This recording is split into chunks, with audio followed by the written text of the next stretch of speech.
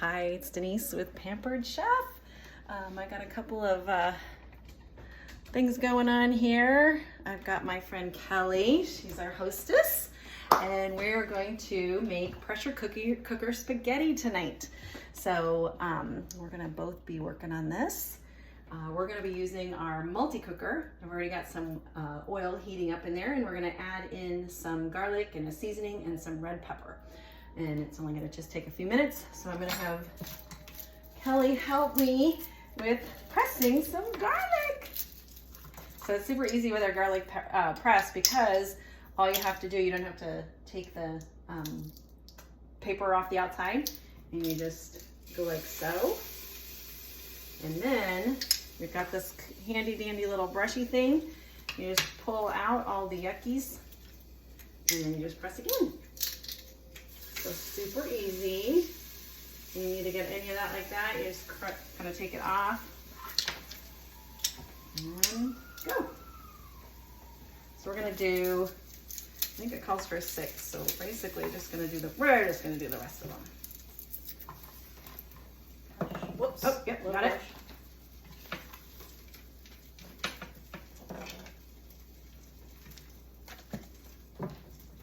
Alright. Use the other end. Other end? Use this little, there you go. Got it. Perfect. Get a little bit of this ready. So we're gonna add in some Italian seasoning from Pampered Chef. How much? 1 teaspoon. Go ahead and do a few more of these.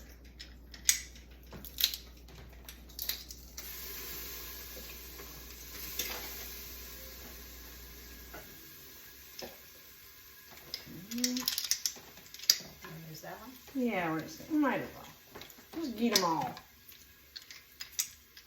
There you go. All right. Then a little bit of red pepper. I like to use just a little bit of this. Okay. Maybe like 1/4 of a teaspoon-ish. Okay. Okay. And let's go ahead and give this a little stir. We're gonna use our long-handled spoon. This is not gonna take long at all because we don't want to burn our garlic. No. So we're actually gonna shut that off because it will still kind of keep cooking. There, I'm gonna get rid of this.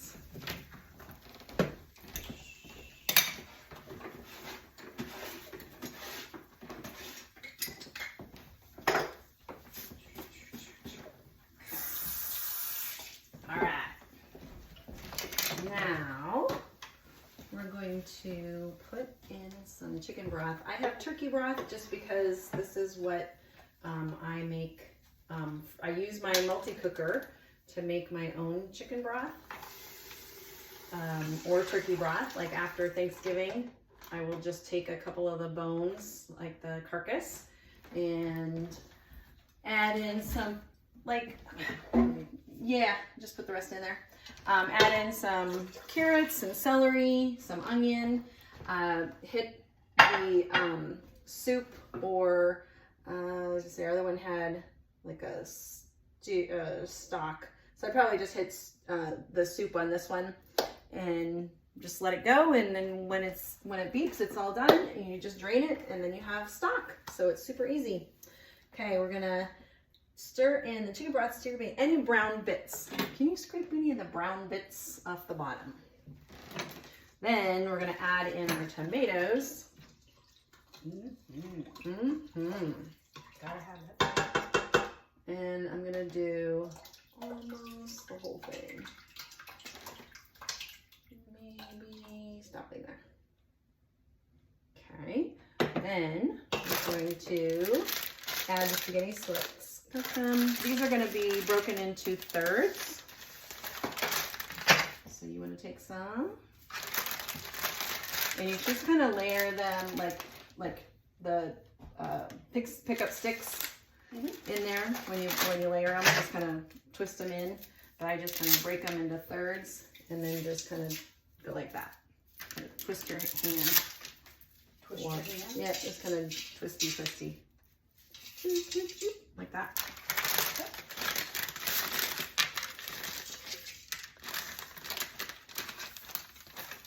And this was actually linguine because we are having a hard time finding spaghetti in the store right now. So Because everybody's making spaghetti. everybody's probably Yeah. making spaghetti at home, exactly. So I'm actually gonna put that in there just because. Okay. And add the spaghetti, select custom, set to 8 minutes. And I'll put the rest of this in there. Da-da-da. Waste not, want not. Okay, put the lid on.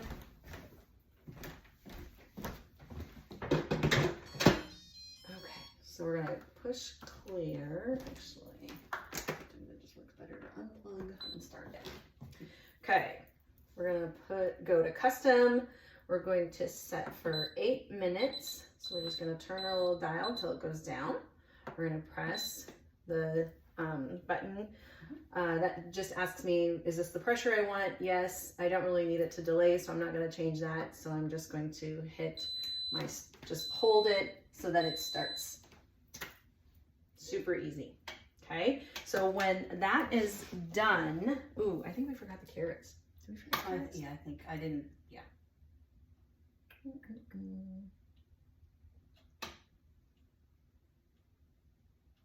Oh yeah, add tomatoes, carrots, salt, and stir. Let's do that. Okay. It's all right. So we've got a couple of, we can just stop it. A couple of different. Stop it. Just push it. Yeah, it doesn't matter. Okay. Yeah. A couple of different tools that we can use for peeling. So this is kind of your basic vegetable peeler. But I had another one around here. There we go. Here it is. Here's the other one. This is one of my favorites. It's got a serrated edge to it. And then we also carry these in like a set of 3. So they all kind of have this shape, but they're super sharp and very inexpensive. And I love it because they are in multicolor. So it's really nice because they're easy to find in your drawer. And then we also have our knives. These are actually our old knives. Just the ones that I tend to have, but they're still really sharp. I usually take them in about every couple years and just get them professionally sharpened. Yep. So to shred, they asked us to do 1 large carrot shredded. So I'm just gonna toss this. I think I like to use this little guy. There. A little compost bucket, so that's what we use for composting. Okay, so what we're gonna do is we're gonna just put our little grater guard right on there. I'm gonna put those in, just kind of set them in there. Oh, I thought I was gonna have them cut short. There we go. Thought they were small enough. And then it's just gonna go up and down like so. Kind of getting that in. I'm used to cheese using a grater. It's like, oh, cheese works so much easier. You could also use like a food processor. You're gonna grate some up. The food manual, the rapid prep tool would work great too.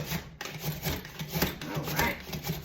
This actually adds a nice little sweetness. I also like to add this in when I make that tomato soup in the blender because carrots kind of add a nice natural sweetness to foods. Plus it's an extra little veggie.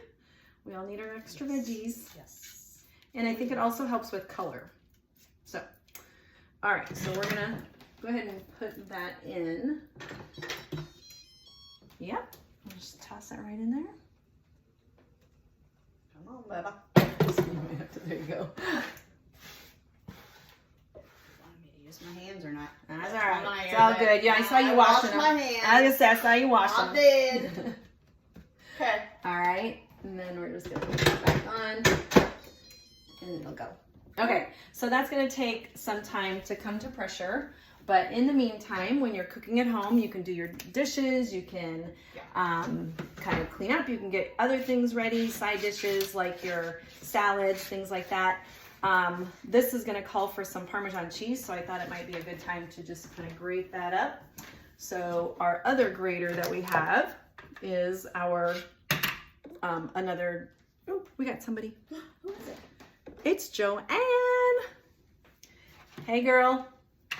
So we're gonna use the fine grater here, and we're just gonna bop that on like that. We're gonna cut a little bit of Parmesan off like this, and pop that in here. And then I usually just kind of take this, and what you're gonna do, see if you guys can see this. What you do is you just kind of push in while you're grating. And I'm trying to show you, so I'm a little backwards from what I usually do. So that might be another reason. So as you go, you just kind of, thank you for not wanting my fingers cut off by the knife. No, please no. So it's just like a quick up and down. When you pull, when you go up, you kind of pull out, not out, but you just kind of relieve the pressure, and then you push in when you go down. So that way you get that great, easy grating.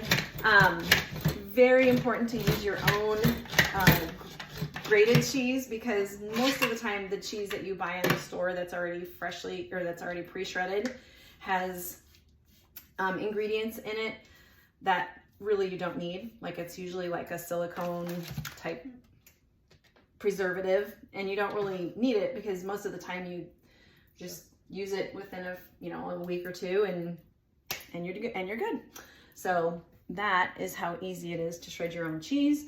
This side is also really fun. I love to use it for like the big grates, like get like on top of soups. You know, you kind of get those big chunks of cheese. It looks really good. Or if you're just like, oh, I just want it grated a little bit, I don't need it to be finely grated, or the adjustable coarse grater. I just kind of like it when you have those options of big or small. The next thing I was going to show you is I'm going to probably add, if I don't forget, we have our super veggie. This isn't what it comes in. I just like to put it in a jar, and then I leave it on my counter, and I'm much more apt to use it. It's our part of our subscription that we have, where you can get the taste buds delivered to you every month. And this super veggie is basically like adding vegetables without having to cook them, or you can kind of sneak them in with your kids or your family.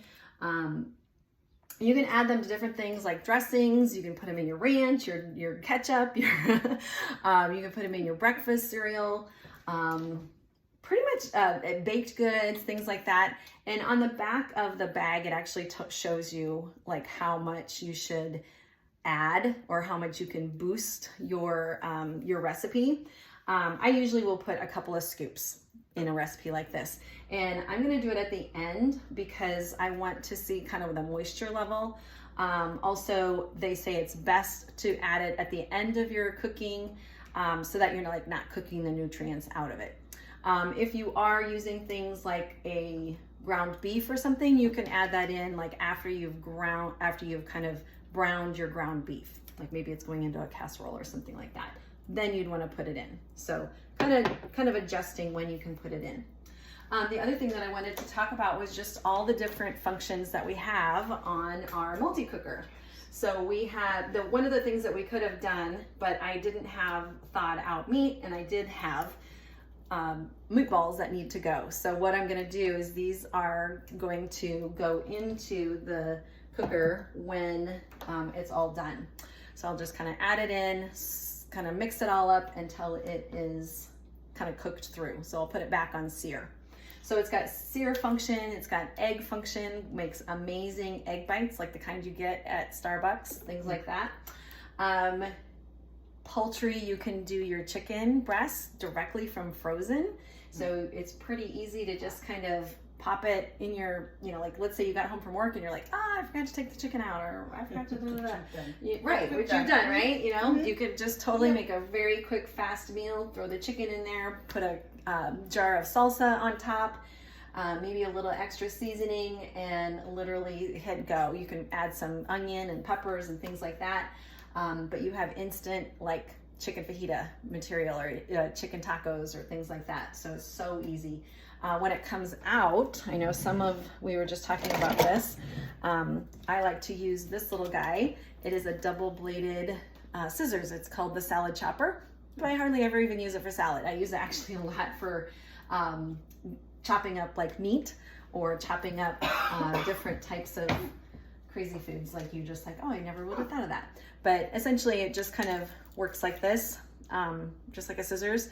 I find it works great on kale, but you can just kind of like put it in your bowl and then just chop, chop, chop, chop. So it works great. Great for little kids too, when you're like, oh, I gotta cut up their food and kind of get it all ready for them, and you're like, I don't have time for all this like cutting and all that stuff. So that's super easy.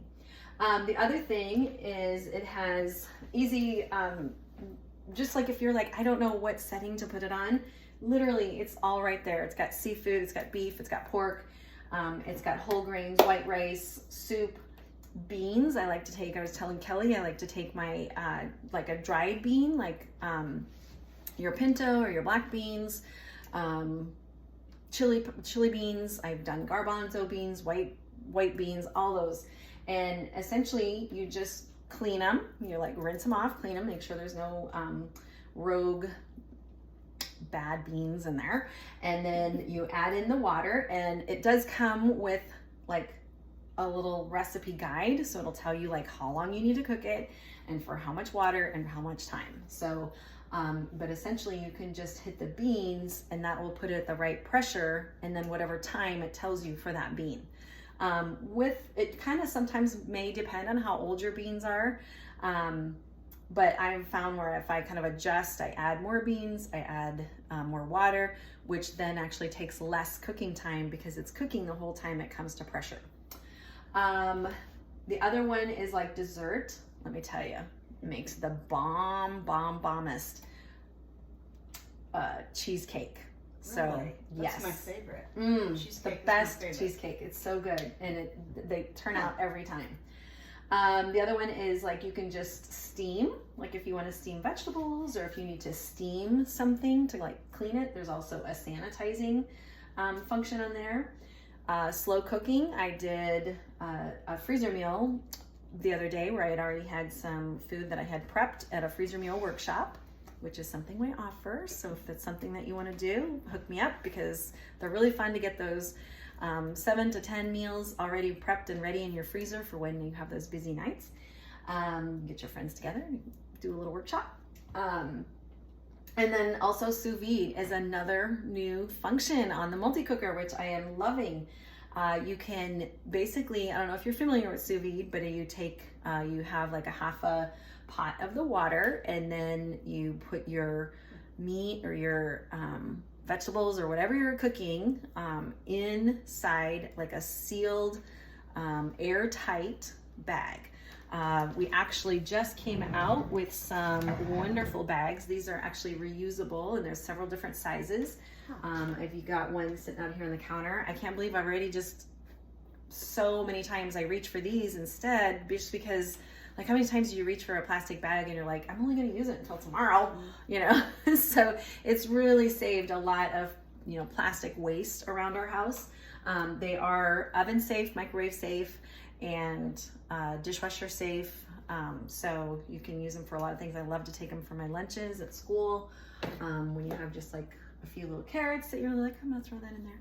But let's say you want to make like a shrimp boil really fast. You can put all of your like your potatoes in there with a little bit of seasoning salt and some turkey broth or chicken broth. Put them in your microwave and then pull it out. Add in your shrimp and your corn, any other little seasonings that you want to add in there. Throw it back in your microwave and pull it back out, and then add in maybe some parsley, things like that, and voila, you got a shrimp boil. Super easy, super fast.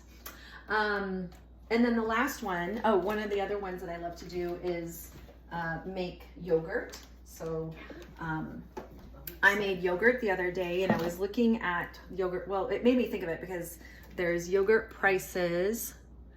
The yogurt prices at Sam's, I was like, what? what? They're little tiny cups. They're half cup, 4 ounce. And it was like $9 for 24 4-ounce little cups. And I'm like, okay, so like I eat like a lot when I eat, but I like different things. So I thought I would definitely want a little bit more than 4 ounces of yogurt. So I went ahead and made my own yogurt using the yogurt function. And let me tell you, it is the easy peasiest thing to do. You literally warm the milk to like 180 degrees, 181, something like that. Then you let it sit, like just let it sit. And then you bring it, then you turn it back on to yogurt setting for 8 hours and you just let it go. So if you want plain yogurt where you just add your sugars or fruits in later, you can do that. Or I added like a half a cup of sugar and 2 tablespoons of vanilla and like a vanilla extract.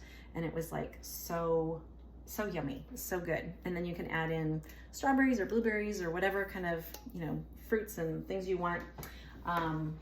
But it made, let's see, I want to say it was 8 cups of milk. So it was at least 8 cups because I felt like it expanded. Like it just seemed like it bigger. So it was like 8 cups of yogurt when I was done. So definitely plenty of yogurt. And if you just keep it in your fridge, they say it should keep for about 2 weeks. So, so easy. So I figured out the cost difference. The one at Sam's was like 17 cents an ounce versus what I made, which I actually felt like I spent a lot of money on the milk. It was like over $3. I normally go to Aldi, so it's super cheap, but I was at Sam's, so I was like, I'll just get that. But it was like 3 cents an ounce. So saving 14 cents an ounce was like, I think that's huge when you're talking, you know, and you know exactly what's in it. It's milk, it's sugar, and vanilla extract. And that's it. That's it. Just, wow. Yeah. So it's really good. So I'll give you this and you can take it home and give it a try. Yeah. Or you can try it right now if you want. That's what I was gonna, I love yogurt. So so that is our MultiCooker kind of in the nutshell, and it does just so many different things. I am using it like almost every day, like definitely on the weekends when I have time, you know, to kind of do some different things. I am batch cooking and kind of throwing things in as I go. But also I just love the fact that I can do these quick little recipes that come with it. Wonderful full color cookbook that comes with it that tells me exactly what to cook and how to cook it. So easy peasy. So I see we have a few people joining us. It looks like Joanne and Amy. So I don't know if you guys want to say hello and join us, but I'm actually going to shut this one off. Thank you so much.